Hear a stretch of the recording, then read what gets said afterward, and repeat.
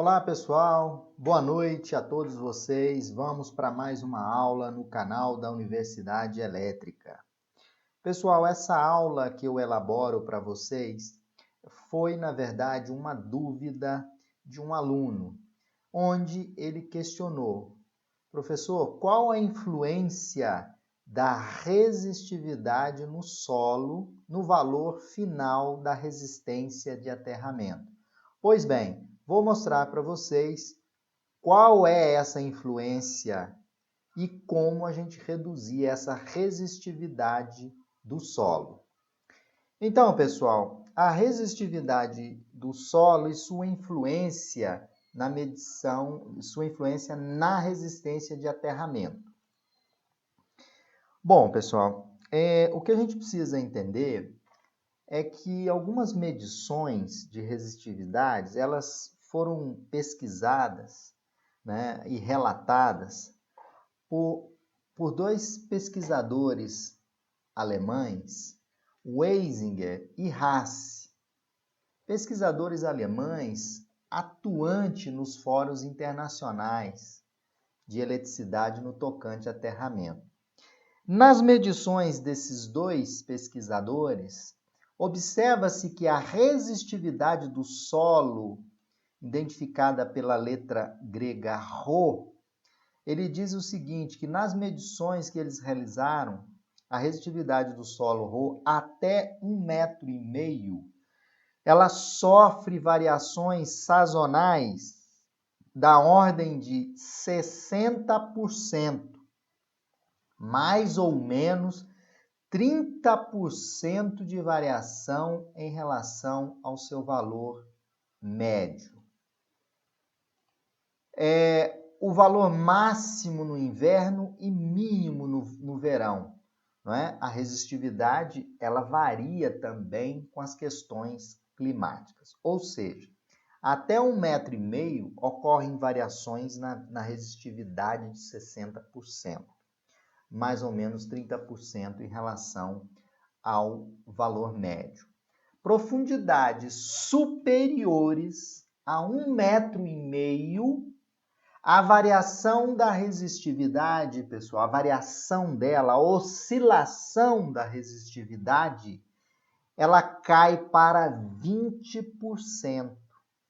Isto justifica a utilização de eletrodos que vocês vão cravar no terreno com altura, com dimensões superiores a 1,5 m, geralmente 2,40, 3 metros. Para quê? Para que a resistividade tenha a menor variação possível. Então, à medida que você vai adentrando a profundidade do terreno, você vai encontrando uma resistividade Rho1, uma resistividade RhoN, em função da profundidade e da estratificação do terreno. Então, esses dois pesquisadores alemães fizeram e constataram em suas pesquisas variação de 60%, quando o eletrodo está cravado 1,5 m, e variação profundidades superiores a 1,5 m, a variação na resistividade do solo é 20%. Bom, para você fazer um projeto de um sistema de aterramento, é importante que você conheça a resistividade do solo, ou seja, você tenha um conhecimento prévio das características do solo e de sua resistividade. Essa tabela aqui que eu mostro para vocês, ela apresenta o valor da resistividade mínimo e máximo de alguns tipos de terreno. Não é? Vocês podem pegar o lodo, ele tem uma resistividade mínima de 20 ohms por metro e uma máxima de 100 ohms por metro. Vou pegar aqui para vocês areia silicosa, tem 200 o mínimo e o máximo 3.000. Bom, aí eu identifico o meu terreno. Como é que eu vou fazer o projeto? Eu pego o mínimo ou pego o máximo? Não é? Você pega o valor máximo para fazer o projeto. Isso se você não desejar tanta precisão no seu projeto. Para cálculos precisos, é necessário fazer as medições da resistividade do terreno. Eu tenho uma aula no canal da Universidade da Elétrica. Quem tiver em dúvida, digite medição de resistividade do solo, vai ver lá qual é o instrumento e como medir essa resistividade. A importância dela permite que você faça um projeto de uma malha de aterramento mais adequada com cálculos precisos. Bom, falando de resistividade, que é o nosso foco dessa aula, a resistividade ela pode ser influenciada por 3 fatores.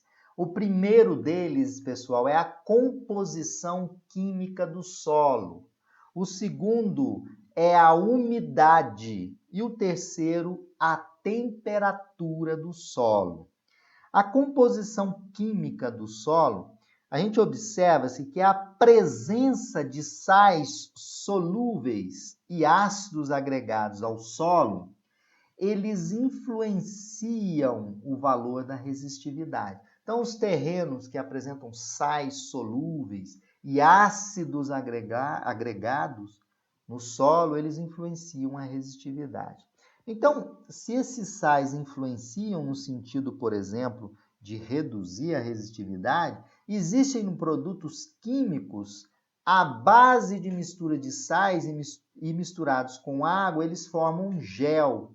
Produto muito usado na redução da resistividade do terreno.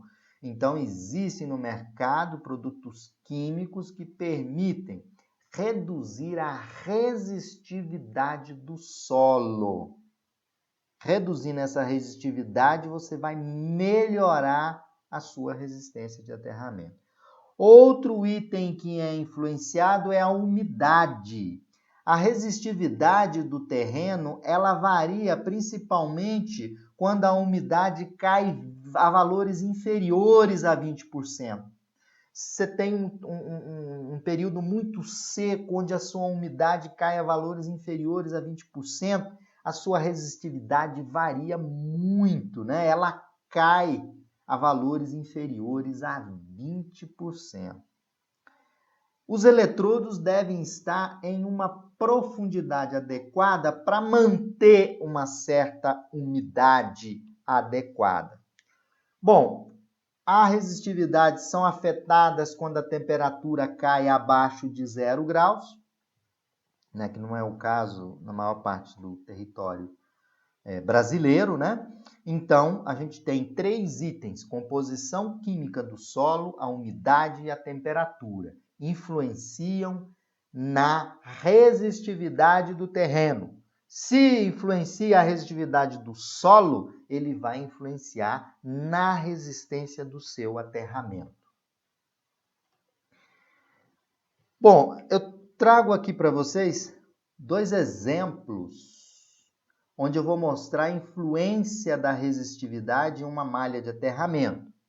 Se você utiliza uma malha, vai fazer um projeto de uma malha de aterramento, uma malha desse tipo aqui, que eu estou frisando aqui para vocês, marquei em vermelho, essa malha de aterramento, a resistência do aterramento vai ser igual a ρ, que é a resistividade do terreno, dividido por 4, que multiplica a raiz quadrada de π sobre A, onde A é a área dessa malha, a área da malha.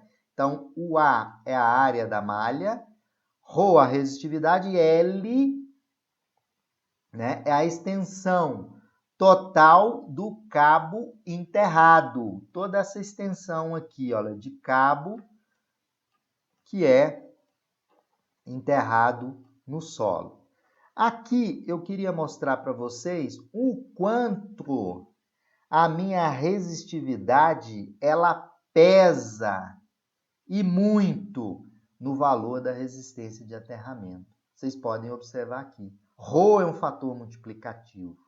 não é? Então, eu tenho que aumentar a área da malha de aterramento, a quantidade de eletrodos e de malha enterrada no solo, não é? Porque a resistividade do terreno tem um peso elevado.